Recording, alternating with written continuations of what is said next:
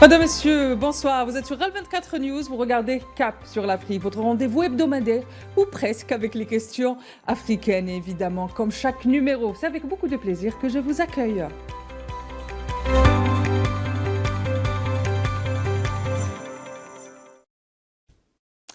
Comme chaque année, en mois de février, c'est vers Addis Abeba que les regards du continent africain sont tournés pour cause la capitale éthiopienne accueille chaque année à la même période la messe des chefs d'État et des dirigeants des 55 pays de l'Union africaine.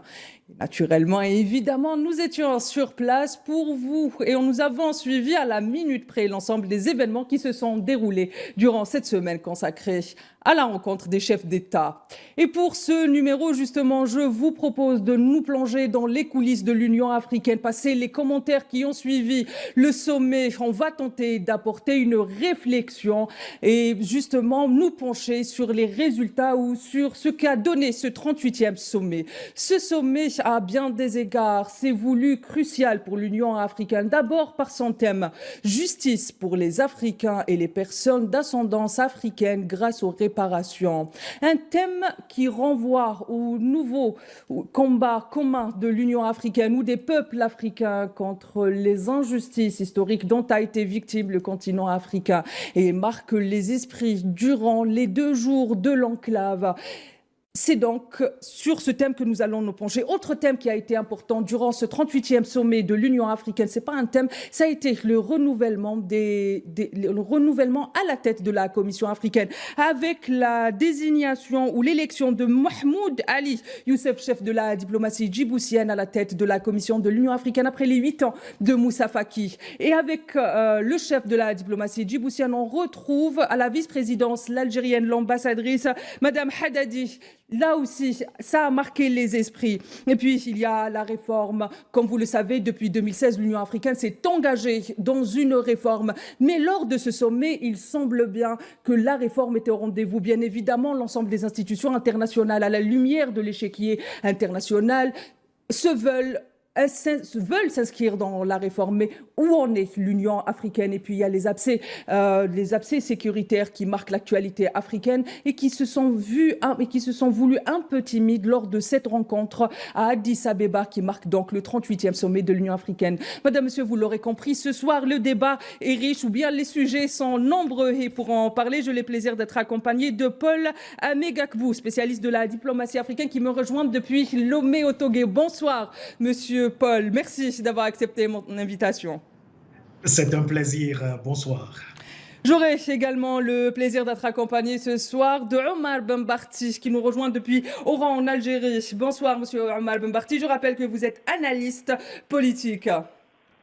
Bonsoir Madame et heureux de vous retrouver sur cette émission fabuleuse. J'espère que nous aurons des choses intéressantes et pertinentes à dire. Je compte, du moins, je compte sur vous et Monsieur Paul pour justement apporter des éclairages pertinents à cette émission. Madame, Monsieur, vous connaissez la formule. Les 3 questions, on va essayer donc, durant cette première partie de l'émission, d'aborder cette rencontre du 38e sommet de l'Union africaine en 3 principales questions. Je commence avec vous, Paul Amegakbou. Alors, la question qui s'impose à nous pour cette 38e édition, elle peut sembler un peu dérisoire ou elle peut sembler un peu naïve à être posée. Pourquoi est-ce qu'il y a eu autant d'engouement autour de ce 38e sommet? On croirait presque que c'est le premier sommet de l'Union africaine. Qu'est-ce qui a fait que ce sommet s'est voulu crucial et a été commenté et a été présenté comme étant un sommet crucial? Oui, c'est un sommet très crucial pour plusieurs raisons, mais je voudrais bien retenir 3 essentiellement. La première raison, c'est que c'est un rendez-vous au cours duquel l'exécutif de la commission sera renouvelé, vous l'avez souligné tantôt, et donc les regards étaient rivés sur le nouveau leadership qui devrait incarner la commission de l'Union africaine et justement poursuivre l'ensemble des engagements de l'Union africaine en faveur des réformes, mais également du développement, de l'émergence et de la sécurité du continent. La seconde raison est qu'au niveau géostratégique et géopolitique, on remarque que le multilatéralisme commence à prendre des coups sérieux avec le développement d'un sentiment de suprématie de certaines puissances qui préfèrent évoluer dans une approche de conservatisme et de protectionnisme, fragilisant ainsi le multilatéralisme. Or, l'Union africaine marque le symbole du multilatéralisme et a une volonté de s'ouvrir au monde. Et donc, dans ce contexte planétaire assez fragile et délétère, le rendez-vous du 38e sommet paraît un rendez-vous important pour faire entendre la voix de l'Afrique comme un continent uni, mais également pour envoyer un message clair au reste du monde que l'Afrique compte et doit compter dans le concert des nations, dans une logique du multilatéralisme. Et enfin, la troisième raison fondamentale est que plusieurs réformes sont au rendez-vous.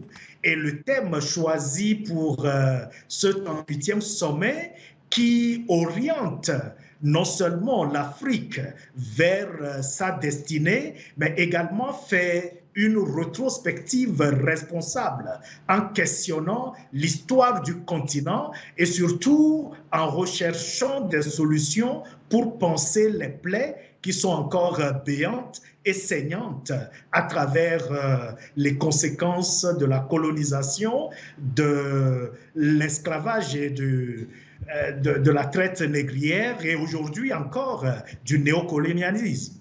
Et donc, pour ces trois raisons, ce 38e sommet répondait donc à une préoccupation majeure des peuples africains et ce rendez-vous était très suivi par les Africains justement et par la communauté internationale en général. Très bien, on va revenir justement sur ce thème dans la deuxième partie de notre émission. Je viens vers vous, Monsieur Ammar Benbarti. Lors de la déclaration finale du 38e sommet de l'Union africaine, il y a eu une déclaration très forte en faveur de la Palestine. L'ensemble des dirigeants africains sont unanimes. L'entité sioniste doit cesser son génocide et en même temps, les dirigeants africains appellent l'ensemble des pays à stopper la normalisation avec l'entité sioniste. Est-ce qu'on peut dire par cette déclaration finale, finalement, qui a clôturé ce sommet, que la question palestinienne, contrairement aux commentaires qui ont été faits depuis le début du génocide le 7 octobre 2023, 2024, la question palestinienne ne partage pas l'Afrique, contrairement à ce qu'on a pu croire? Oui, je crois que la question palestinienne bénéficie, enfin si on peut employer ce terme, d'un contexte qui se caractérise essentiellement par le retour du multilatéralisme et donc une multipolarité qui est en train de se développer davantage avec les élections qui ont eu lieu aux États-Unis, donc le retour de Donald Trump. Cela a permis de changer un petit peu le fusil d'épaule de l'ensemble des dirigeants africains, mais cela ne peut pas aussi faire l'impasse sur la situation malheureuse que vivent beaucoup de pays africains qui se débattent dans des considérations encore néocoloniales, bien entendu, comme l'a si bien développé M. Paul, mais aussi et surtout parce que il y a encore les vestiges d'absence de souveraineté dans de nombreux pays d'Afrique. Et de ce point de vue, ce qui se passe actuellement dans ce 38e sommet, c'est que l'Union africaine est obligée, elle aussi, de faire un peu une espèce de revamping, de faire le relooking de ce qu'elle est censée représenter, à savoir les visions nouvelles qui doivent s'inscrire dans cette multipolarité dans laquelle nous espérons tous que l'Afrique va retrouver un petit peu davantage de poids et de pertinence. Ça, c'est un point de vue. Mais le second point de vue, c'est que le génocide auquel nous avons assisté en Palestine, il est maltraité par le continent africain. C'est-à-dire que pendant des années, je ne sais pas si c'est le fait d'avoir eu des personnels tout à fait effacés ou qui étaient entre les mains du néocolonialisme, mais l'Union africaine a brillé par son inconsistance vis-à-vis de la question palestinienne. Il a fallu que l'Algérie et d'autres pays, bien entendu, se débattent beaucoup plus pour faire en sorte que l'entité sioniste ne mette pas la main sur l'Union africaine, puisque c'était une de ses volontés, à travers, bien entendu, des pays qui lui sont acquis. Donc, je pense que nous vivons un moment historique important, et peut-être que la nomination de nouveaux personnels va permettre à ce continent africain de parler d'une autre voix et d'aider davantage les peuples opprimés, en particulier le peuple palestinien qui souffre terriblement et le peuple sahraoui et d'autres peuples qui sont encore sous le joug du néocolonialisme. Très bien, on va revenir. Vous avez touché un point important sur lequel on va revenir au cours de cette émission. Ça a été les tentatives de l'entité sioniste de vouloir intégrer l'Union africaine en tant que membre membre non permanent, en tant que membre observateur de l'Union africaine, et toute la campagne qui a suivi durant le mandat de Moussa Faki à la tête de la Commission africaine. Je viens vers vous, Paul Amé Gakbou. Justement, en cette année 2025, on célèbre les 62 ans de la création du panafricanisme ou de la mise en place des pierres fondateurs des organisations panafricaines. On sait l'Union africaine, ça a d'abord été l'unité africaine, et puis en 2002, il y a eu l'organisation de l'Union africaine. Est-ce que finalement aujourd'hui, je sais que comparaison n'est pas toujours raison, mais est-ce que par cette thématique qu'a choisie l'Union africaine pour cette année 2025, on peut dire finalement que l'Union africaine, après tant d'années, a réussi à trouver le ciment qui peut être comme l'ont été les questions décoloniales pour l'unité africaine, les questions de l'heure qui va rassembler finalement et les dirigeants africains et l'Union africaine et les panafricains et faire consensus pour un nouvel élan commun qui manque à cette Union africaine? Absolument. C'est une question mémorielle très, très importante dans la mesure où l'Afrique ne se limite pas au continent africain. Au contraire, l'Afrique compose avec tous les afro-descendants qui se trouvent actuellement sur d'autres continents, mais avec qui les Africains partagent la même histoire et également la même envie d'effacer le passé et d'embrasser l'avenir dans la dignité et surtout dans la reconnaissance de ce que le continent avait subi. C'est pour ça qu'au-delà de l'Union africaine, le regard est porté sur les Caraïbes.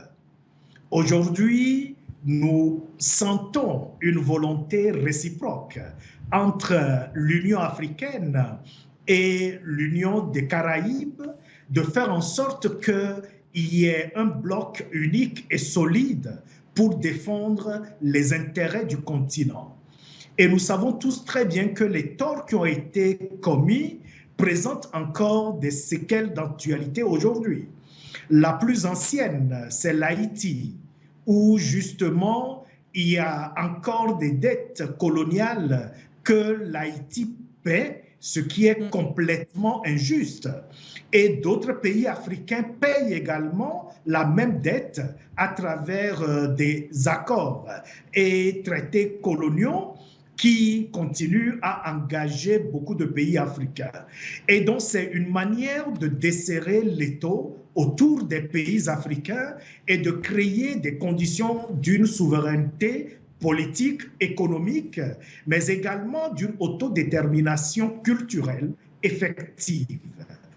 Et donc, pour nous, c'est historique que le thème porte sur cette question de justice tant réclamée par plusieurs générations et qui aujourd'hui a plus de chances de se matérialiser par le concours et l'engagement des États, disons, dominants, des États influents au niveau du continent africain, mais également en dehors, qui prennent en main leurs responsabilités. Aujourd'hui, nous savons tous très bien que l'Afrique, étant un bloc unique, a quand même des subdivisions qui jouent des rôles importants. Et au niveau de chaque communauté régionale qui constitue ces subdivisions, nous avons des pays importants comme l'Algérie, comme l'Afrique du Sud, comme le Nigeria, comme l'Éthiopie, l'Angola, qui constituent les locomotives qui prennent aujourd'hui ces préoccupations en main. Et c'est pour cela, je vais me limiter là, c'est pour cela que nous apprécions à sa juste valeur le fait que l'Algérie, par exemple, assume la vice-présidence de la Commission de l'Union africaine. C'est un tournant important pour faire en sorte que la voix du continent porte et surtout que sa voix porte à travers des pays qui comptent effectivement dans le concert des nations. Parce que c'est une question de rapport de force aussi à la fin. Très bien, on va revenir en détail sur ce duo qui est en cette année ou durant les 4 prochaines années à la tête de la Commission africaine. Je viens vers vous, Monsieur Benbarti, pour commenter ce que vient de dire notre ami Paul Amegagbou. Paul Amegagbou estime que ce thème justement s'inscrit dans la droite ligne de l'Union africaine, mais le qualifie encore de lutte mémorielle. Qu'est-ce que vous pensez de ce qualificatif? Et je reviens même vers vous, Monsieur Paul Amegagbou, parce que j'aimerais avoir votre avis précis sur la question. Est-ce qu'on autour de ces thèmes, on peut parler aujourd'hui on peut dire aujourd'hui finalement que l'Union africaine et les États africains ensemble et les panafricains surtout s'inscrivent dans une lutte mémorielle face aux anciennes puissances coloniales et ce thème vient le concrétiser d'une façon claire et objective. Oui, moi je pense que M. Paul l'a bien montré, et je pense qu'aujourd'hui l'Afrique a une opportunité telle qu'elle doit solder ses comptes. Solder ses comptes, ça veut dire quoi? Ça veut dire ne pas effacer, bien entendu, la mémoire, puisque nous n'avons pas encore réglé le compte du colonialisme et encore moins du néocolonialisme. À partir de ce moment-là, il y a nécessité pour le continent africain, pour les pays africains, de développer davantage de considération en termes de puissance, et là on revient à la question de la souveraineté, bien entendu, mais aussi à la question du rapport de force. Or, vous suivez l'actualité, vous savez ce qui se passe actuellement entre un pays comme l'Algérie et la France, donc nous avons le besoin impérieux de solder nos comptes, et l'Afrique doit de ce point de vue-là faire entendre sa voix davantage. Il faut dire les choses comme elles sont. Pendant une dizaine d'années ou un peu plus, le continent africain ne s'exprimait pratiquement pas. Les pays africains, chacun dans son petit coin, faisait sa petite cuisine et c'est suffisait d'être soit au service du néocolonialisme, soit en train de se débattre dans des questions de développement. Aujourd'hui, il y a un changement dans la nature des rapports de force à l'échelle planétaire. Il y a un changement dans les pays africains eux-mêmes, puisqu'il y a des regroupements qui se font. Regardez ce qui s'est passé avec l'Alliance des États du Sahel. Il y a un pays qui était une ancienne puissance coloniale, pour la citer, la France, qui se fait chasser de tous les pays d'Afrique. Et donc, à partir de ce moment-là, il y a nécessité pour les dirigeants africains et ceux qui vont, les générations qui viennent, de développer davantage ce rapport de force, de sorte qu'ils puissent exprimer leur volonté d'une autre façon. Et quand je dis d'une autre façon, je m'appuie sur 2 éléments essentiels. Le premier élément, c'est que c'est un pays, c'est un continent qui est riche. Un continent donc qui a une puissance économique telle qu'aujourd'hui, il est mis en demeure d'exprimer davantage la nécessité pour lui de valoriser ses richesses. Le sous-sol africain est très riche de ressources minières importantes, mais aussi de sa population jeune et qui est de plus en plus lettrée, de plus en plus instruite, de plus en plus développée à travers l'ensemble des territoires de la planète. Donc, si on arrive à faire entendre une forme de souveraineté qui développe davantage le besoin pour ces pays de s'affirmer et de développer leur capacité à faire valoir leur intérêt et à exprimer, et à partir de ce moment-là, il appartient aux dirigeants, malheureusement il y en a encore quelques-uns, vous les connaissez, qui sont au service du néocolonialisme, et le panafricanisme effectivement a un rôle à jouer très important, mais encore faut-il que ce panafricanisme soit uni. Ce que j'en suis, ce que j'écoute à droite et à gauche, c'est qu'il y a beaucoup de panafricanistes ou de prétendus tels panafricanistes, mais qui développent des visions encore un peu sectaires. ils divisent entre l'Afrique du Nord pour eux qui est blanche et le continent noir qui ne serait pas... Bref, il y a des attitudes qui sont tout à fait condamnables et sur lesquelles je crois que les Africains devraient s'entendre et trouver au moins un minimum de cohérence, de sorte qu'ils puissent faire entendre leur voix d'une autre façon dans le contexte mondial qui se prête à ce jeu aujourd'hui. Très bien, j'entends bien. Monsieur Bembarti, je viens vers vous, Paul Amegagbou, justement à la lumière de ce que vient de nous dire Monsieur Bembarti quand il parle de solder nos comptes. Je vais avancer quelques chiffres et c'est quelques chiffres qui font peur. Je rappelle que autour de la colonisation, l'Afrique a perdu 1000 milliards de dollars. Elle a perdu 25 millions de personnes. Des millions d'autres ont été déplacés. Des richesses, 70% des richesses africaines ont été pillées durant la période coloniale. Quand on parle de solder nos comptes, de quoi on parle? Mais surtout, Monsieur Paul, quelle va être la réaction des anciennes puissances coloniales? Parce que l'Afrique, elle a avancé sur ces questions de mémoire et sur ces questions mémorielles. Il y a les champions de ces questions. Vous les avez cités vous-même. On parle de l'Algérie, on parle du Ghana, on parle de l'Afrique du Sud, on parle de l'Éthiopie. Il y a tout un travail qui a été fait autour de l'histoire et de la mémoire. Et les panafricains, surtout, ont beaucoup avancé sur ces questions de restitution. On a même engagé la restitution des millions et des millions d'œuvres d'art, du patrimoine non matériel et matériel présent dans les musées occidentaux. Mais quelle est la réaction de l'Occident et surtout, par quel mécanisme on va pouvoir avancer sur ces questions?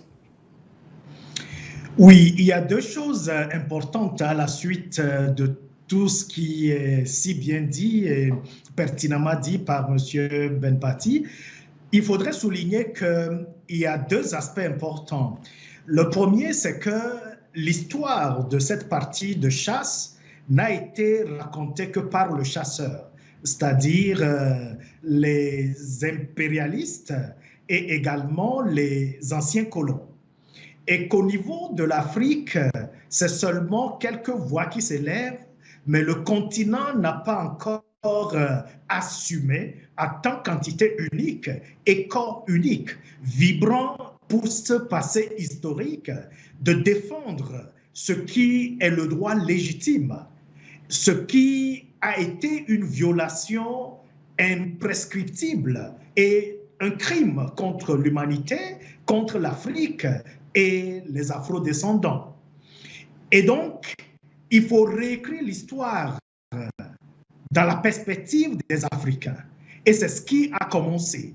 Parce que lorsque nous prenons les différentes histoires, que ce soit le génocide des Namibiens, le génocide au niveau du Rwanda, le Kenya, il y en a également des violations graves au niveau du Cameroun, du Nigeria. Nous avons actuellement des atrocités qui sont commises ici et ailleurs. C'est le même schéma. Il faut faire agenouiller, faire fléchir le continent pour pouvoir mieux exploiter ses ressources, telles que mon prédécesseur l'a dit, des ressources économiques, mais également le capital humain qui aujourd'hui est trafiqué à guise par plusieurs mécanismes et qui fragilise le continent. Le second aspect, c'est qu'il faudrait créer un cadre institutionnel pour piloter, disons, cette négociation. Je voudrais parler de négociation au lieu de confrontation. Parce que nous savons que ça doit être un mécanisme de rapport de force qui sera installé pour amener les Occidentaux à pouvoir reconnaître leur tort. Donc, c'est ce qui est l'obligation de reconnaissance.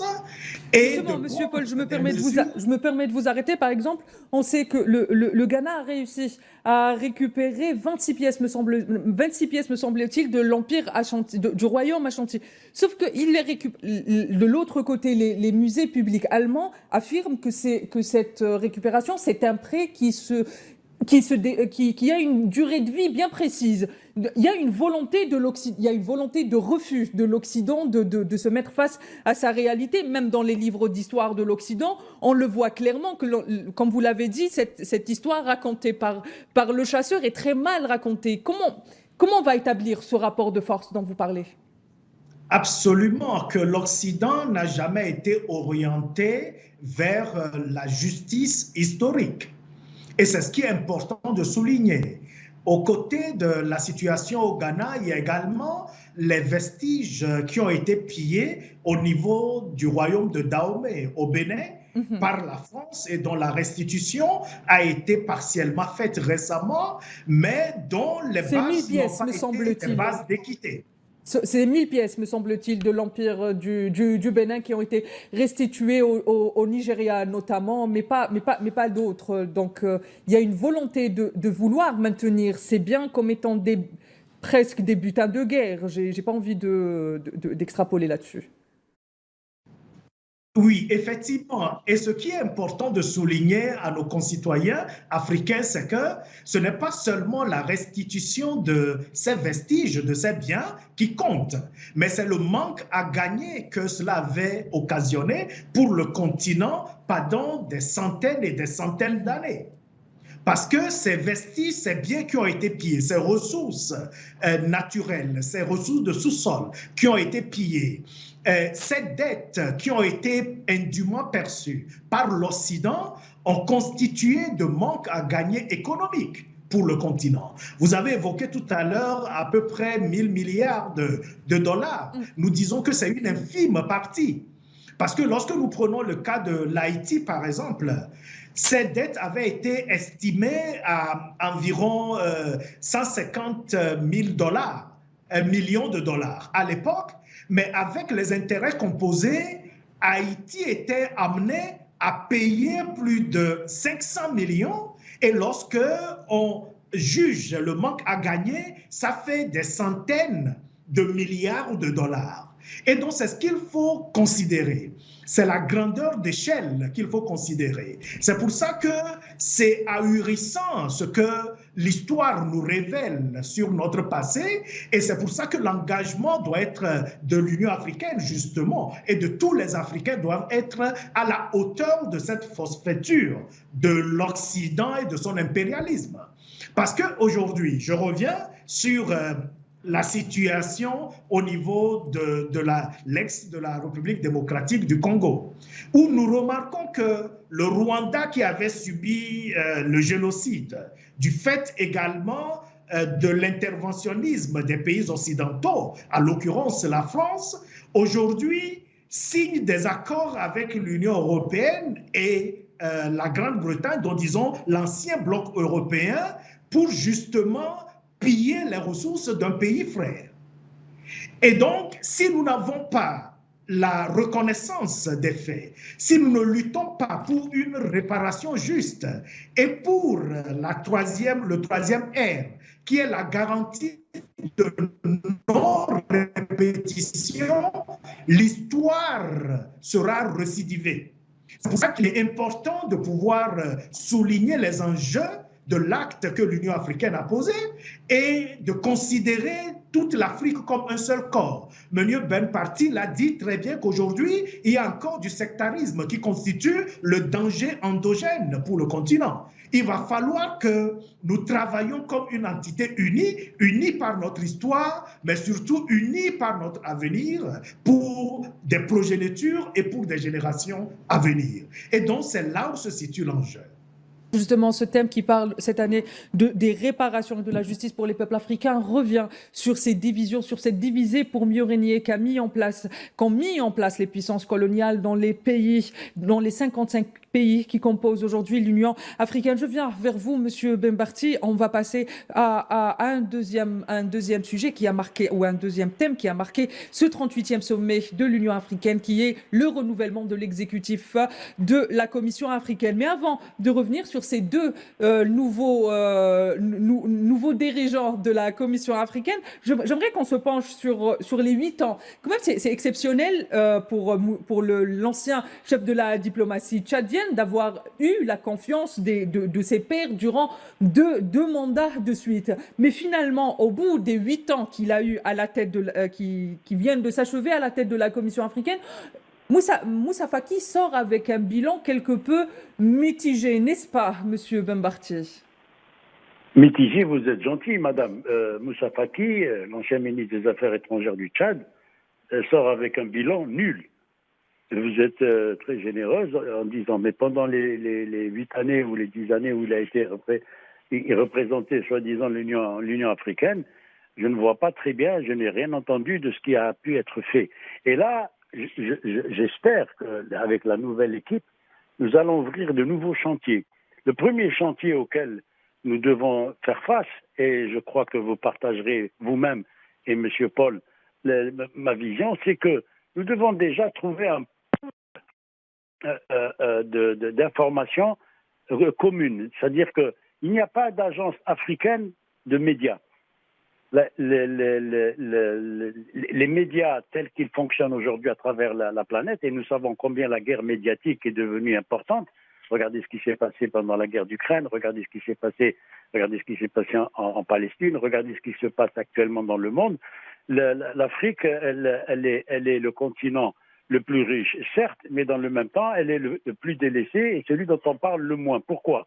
Parce qu'il n'y a pas de représentants au niveau de cette Union africaine qui mettent en place des mécanismes tels que l'on puisse avoir un journalisme, des informations à travers l'ensemble de tous nos pays, le Sénégal, le Ghana, le Togo, l'Union africaine, l'Afrique du Sud, etc. Donc il y a un gros travail à faire de ce point de vue-là, et il me semble que les médias sont aujourd'hui déterminants à travers les réseaux sociaux, et nous voyons qu'il y a beaucoup d'infiltration de ces réseaux sociaux par des personnes des anciens systèmes néocoloniaux qui font en sorte que justement ils transmettent des fake news et de fausses informations pour justement dénaturer le fonctionnement de nos pays. Donc ça c'est un premier point, un premier chantier. Le deuxième chantier sur lequel il va falloir se pencher sérieusement, c'est de développer davantage le réseautage des universités africaines. Les élites intellectuelles africaines, il y en a, et tant mieux. Il y en a de plus en plus, que ce soit au Sénégal, que ce soit en Afrique de l'Est, de l'Ouest, du Centre, du Nord, qu'importe. Mais il y a des élites de plus en plus intéressantes qui doivent pouvoir s'exprimer et qui doivent pouvoir être entendues par l'ensemble des générations qui sont toutes branchées à travers le TikTok, à travers YouTube, à travers un certain nombre de réseaux sociaux, et qui leur permettrait d'exprimer justement les attentes des générations, des peuples africains que nous sommes. À partir de ce moment-là, c'est la seule façon pour nous de combattre cette division qui est artificielle, puisque diviser pour régner, c'est aussi vieux que le monde.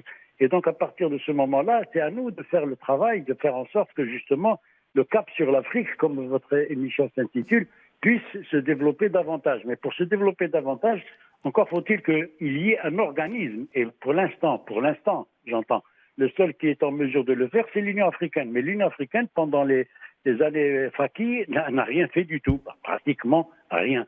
Et à partir du moment où le simple fait d'être représentant de son pays au niveau d'Addis Abeba, ça permettait d'avoir un petit salaire intéressant et sans plus, ou un passeport diplomatique, bon, bien sûr, on ne peut rien attendre de ces gens-là.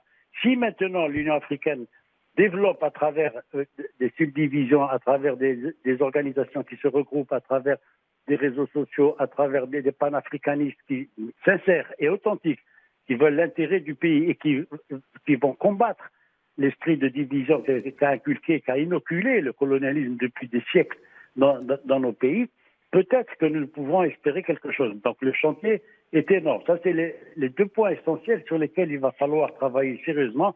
Un, développer des médias africains qui soient de plus en plus écoutés par les Africains. Et deux,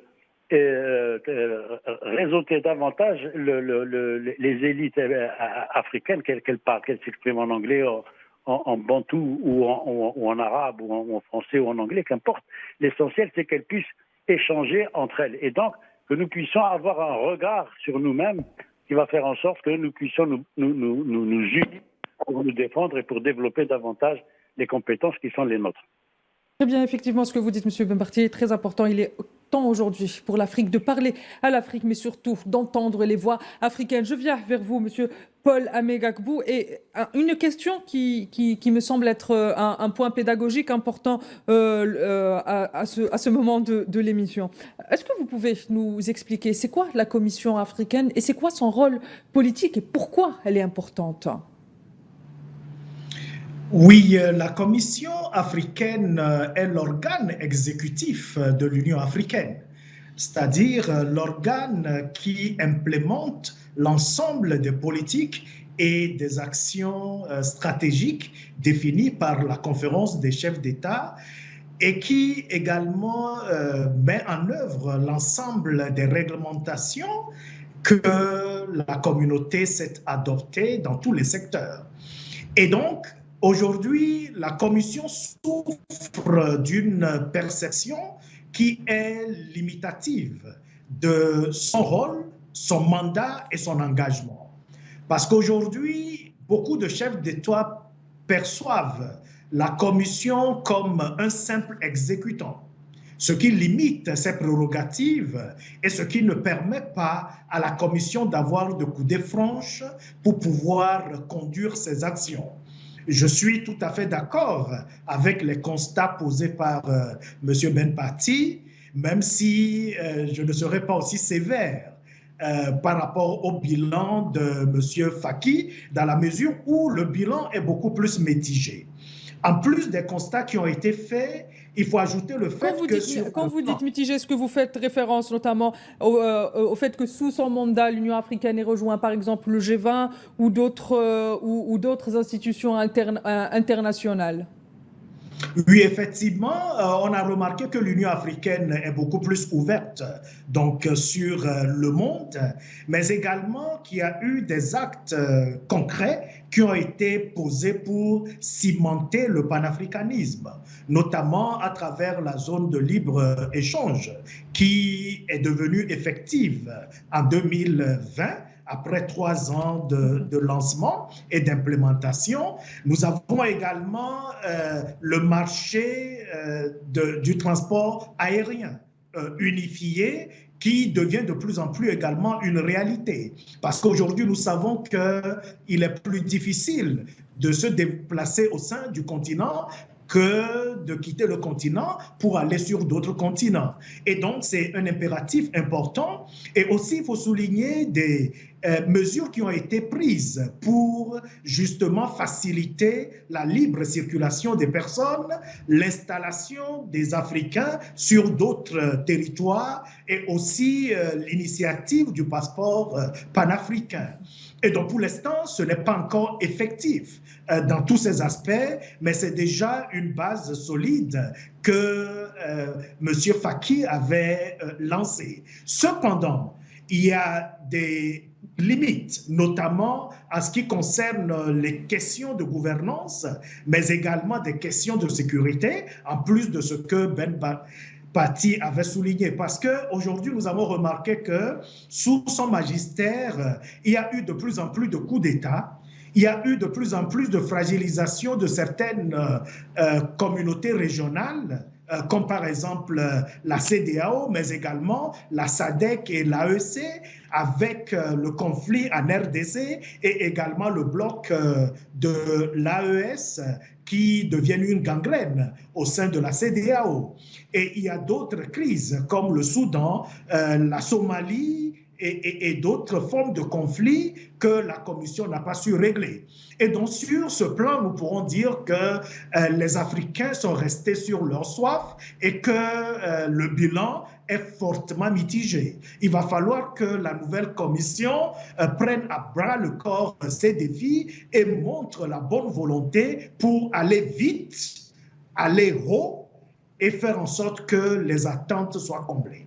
Justement, Monsieur Paul Amegagbou, je rebondis sur ce que vous avez dit et je viens vers vous, Monsieur Ben-Patti. Monsieur Amegagbou a parlé d'un sujet qui est très important, qui sont les aspects sécuritaires africains en ce moment. Il a parlé du Soudan, il a parlé de la République démocratique du Congo, mais il a surtout parlé de cette difficulté de l'Union africaine de cohabiter avec les organisations régionales. Est-ce que vous pensez finalement que le fait que cette année, à la tête de la Commission africaine pour les 4 ans à venir, on ait mis le chef de la diplomatie djiboutienne et la diplomate algérienne comme vice-présidente est une envie claire de l'Union africaine de mettre en place un certain équilibre, un certain équilibre diplomatique et de vision qui pourrait justement aller vers un apaisement des abcès sécuritaires. Qu'en pensez-vous ? Écoutez, les aspects sécuritaires sont les séquelles, malheureusement, du travail de sape que continuent de développer les anciennes puissances coloniales et l'impérialisme, bien entendu. Donc ces aspects sécuritaires, ce qui s'est passé au Soudan, ce qui se passe actuellement en République démocratique du Congo, notre ami Paul a évoqué la question de la CEDEAO, ce sont des organismes qui étaient et qui sont pour sous le joug du néocolonialisme, et nous assistons à des experts ou des stratèges européens et autres qui viennent poser leurs valises dans ces organisations et qui dictent que quelque part les choses qu'il y a lieu de faire. Moi, je voudrais que l'on insiste davantage sur la dimension de projets structurants entre pays africains, comme fait l'Algérie avec le Nigeria, le Niger et le fameux gazoduc qui devrait nous relier à ces trois pays.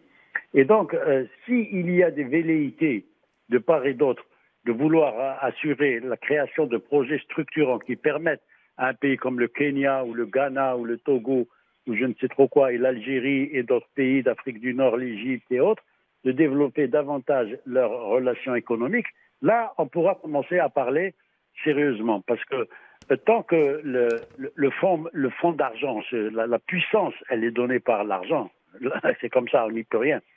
Ça a toujours été comme ça et ça continuera d'être comme ça encore pendant quelques années ou quelques siècles.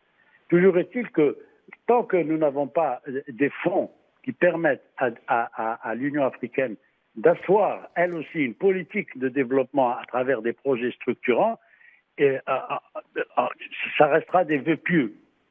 La diplomatie dont vous parlez, même si vous mettez maintenant Mme Haddadi et Monsieur le représentant de Djibouti à la tête en changeant à M. Faki, ça ne va pas changer grand-chose parce que la bataille diplomatique ne peut aboutir que s'il y a les moyens financiers d'abord et les moyens de puissance, c'est-à-dire la capacité à développer des projets structurants. J'en ai cité deux.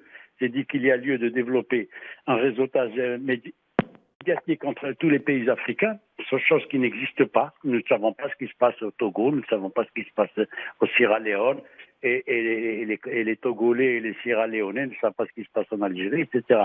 Mais maintenant, il y a les réseaux sociaux. Les réseaux sociaux sont entre les mains de qui? Qui c'est qui les manipule le plus? C'est pas moi, c'est pas vous. C'est encore une fois Zuckerberg et d'autres personnes. Tant que nous n'avons pas la capacité de développer un réseau social et un réseau d'information africain, nous resterons dans l'expectative et les discours creux en termes de diplomatie. Mais si demain nous arrivons à développer un réseautage journalistique, médiatique et un réseautage universitaire, pédagogique et des projets structurants de pays à pays, de pays entre pays, de régions à droite et à gauche, mais au-delà des coquilles vides qui existaient jusqu'à présent, parce que les organismes qui ont été créés, tels que la CEDEAO, etc., nous le savons tous, ça s'est avéré au fil des temps, ce sont devenus des coquilles vides, parce que, bien entendu, les financements venaient d'ailleurs. Et tant que l'Union africaine ne met pas en place un compte spécial pour développer les activités de projets structurants à travers l'Afrique, nous allons rester dans l'expectative d'attendre comme ça que quelque chose nous tombe du ciel. Mais rien ne tombera du ciel et nous continuerons, comme l'a si bien dit M. Paul, nous continuerons à vivre l'histoire écrite par le chasseur. Très bien, M. Benparti. Justement, je viens vers vous, M. Paul Amegagbou. Un commentaire sur ce que vient de dire M. Benparti, en particulier en ce qui concerne le financement de l'Union africaine. Effectivement, les financements de l'Union africaine font beaucoup parler les militants panafricains. Qu'en pensez-vous? Est-ce que cette question devrait être cruciale? Et en même titre, d'ailleurs, vous avez parlé tout à l'heure des moyens qu'ont eu les puissances occidentales de s'enrichir en faisant référence à Haïti, mais on peut aussi parler du franc CFA qui a été durant au moins 60 ans un apport important pour la Banque centrale française. Oui, bien sûr, vous l'avez souligné, et nous pourrons quand même nous réjouir du fait que l'éveil ou la prise de conscience s'était opérée déjà depuis plusieurs années, dans les années 2000, avec la création de l'Union africaine, justement, avec le grand programme NEPAD, qui justement a évoqué des programmes et des projets structurants, comme M. Ben Parti vient de le souligner. Et donc, nous savons que la logique est déjà engagée et qu'il faudrait soutenir ces efforts. Et au même moment que nous soutenons ces efforts, il faudrait qu'on pense à l'autonomie financière. Parce que c'est l'autonomie financière qui donne la réelle indépendance et également, surtout, la souveraineté politique. Il est donc important, et moi je voudrais être concret et pragmatique sur cette question, qu'au même moment que l'on parle de la réparation de manière large, il faudrait commencer d'abord par la suppression des dettes contractées par l'Union africaine, des pays de l'Union africaine, qui sont généralement des dettes imposées par les colons, dont les contrats ont été des contrats unilatéraux et qui ont été imposés aux pays africains. Il va falloir d'abord couper ce cordon ombilical en refusant catégoriquement de payer les dettes et d'effacer les services de dette au niveau de nos budgets. Cela permettra à nos États d'avoir de revenus consistants, permettant d'abord d'honorer les engagements de chaque État au niveau de l'Union africaine, mais également au niveau de chaque regroupement régional, et faire en sorte que les pays disposent de ressources pour pouvoir investir dans leur développement. Et donc, l'aspect économique est quelque chose de très, très, très important. Et il faudra également souligner la nécessité de créer une articulation harmonieuse entre l'Union africaine et les organisations régionales sur la base du principe de subsidiarité. Il faudrait faire en sorte, effectivement, qu'au niveau de chaque bloc régional ou sous-régional, qu'il y ait des pays qui soient à même de pouvoir impacter positivement les plans de développement économique et sociaux des pays de ce bloc-là, et c'est ce qui pourrait converger vers une Union africaine beaucoup plus stable, beaucoup plus solide et beaucoup plus résiliente vis-à-vis des chocs exogènes qui aujourd'hui sont imprévisibles. Nous voyons ce qui se passe avec l'élection de Donald Trump et l'annulation ou la suppression de certaines agences de développement qui, jusqu'ici, soutenaient certains programmes sociaux et voire même des programmes d'investissement des pays. Cela montre clairement que l'avenir du continent dépend de sa capacité à s'autodéterminer, de sa capacité à pouvoir sécuriser ses ressources, à défendre ses intérêts et à comprendre que dans cette dynamique vers le multilatéralisme, les intérêts du continent doivent prévaloir. Et donc, à partir du moment où cette conscience est établie, les mesures doivent être prises. Et Ben Patti les a si bien soulignées.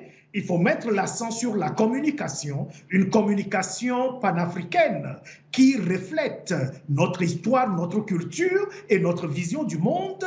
Il faut développer des pôles technologiques, des pôles de recherche pour soutenir les efforts du développement. Nous devons avoir nos Silicon Valley au niveau de l'Afrique, soutenu par le panafricanisme, par la Commission de l'Union africaine, pour faire en sorte effectivement que l'Afrique dispose des moyens de sa politique, surtout des moyens de son développement et des moyens de faire front à l'Occident qui ne laissera pas le continent comme ça se développer si nous ne nous engageons pas dans cette bataille historique.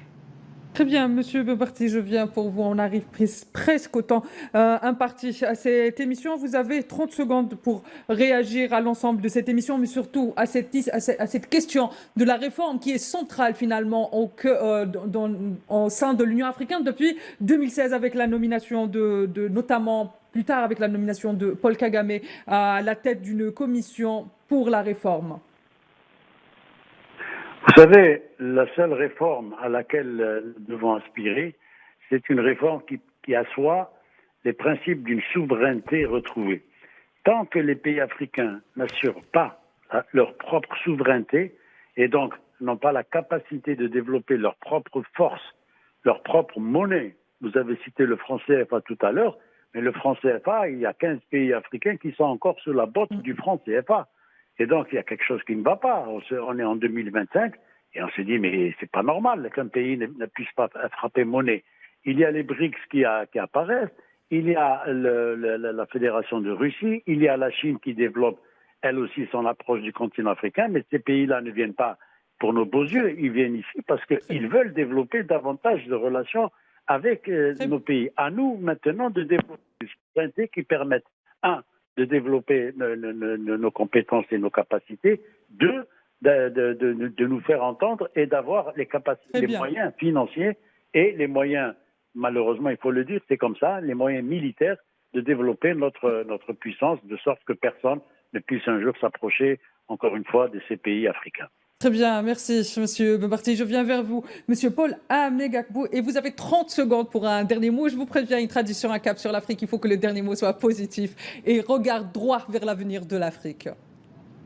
Oui, merci beaucoup. D'abord, je voudrais questionner encore la qualité de Paul Kagame à pouvoir incarner les réformes. Je pense qu'il faudrait réfléchir là-dessus et je garde l'espoir qu'aujourd'hui, l'Afrique, avec sa volonté de corriger les erreurs du passé et surtout restituer ou faire restituer les différentes pertes que le continent a subies, constitue donc une perspective vertueuse pour l'émergence du continent. Très bien, merci Paul Amegagbou de m'avoir accompagné tout au long de cette émission. Je rappelle que vous êtes spécialiste de la diplomatie africaine. J'ai également eu le plaisir et l'honneur d'avoir été accompagné de Omar Bombardier, analyste politique. Quant à vous, très chers téléspectateurs, il ne me reste plus qu'à vous souhaiter une excellente suite des programmes sur Al24 News. Et n'oubliez pas, prenez soin de vous.